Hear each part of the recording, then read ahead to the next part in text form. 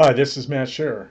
Today on this LinkedIn Minute, I want to talk about how to research connections from your local news outlets. To me, as someone who's done a lot of networking, I have found that LinkedIn can be a resource, but not always. I'm going to show you how to make it a resource and how to recognize when LinkedIn can help you and look at some alternative ways to reach out for connections, especially for those of you who are military professionals in transition. Here in San Antonio, one of the best news resources is the local San Antonio Business Journal. I have found that if I read that newspaper, I can find some interesting connections.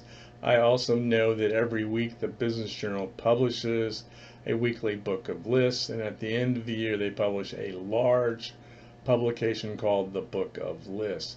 But what if you're in a community that doesn't have a business journal with these kind of resources? Well, there are other places to find that. Of course, your local newspaper, as well as trade publications. Those are good places to find information about possible connections.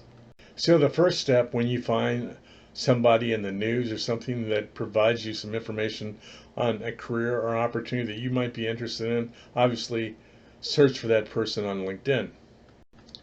Once you find that person, I think LinkedIn can give you some pretty obvious clues about the level of involvement that person has as far as their LinkedIn profile.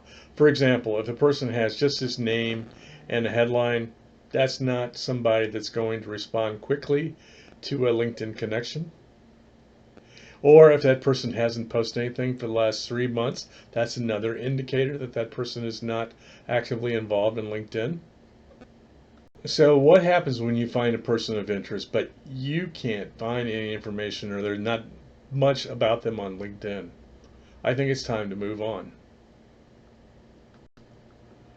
So if they have what I call a stealth LinkedIn profile, then I think the next step is to find that person's email. Maybe you can ask a connection for a phone number and an introduction. However you connect with that person, remember that warmth and personality will go a long way.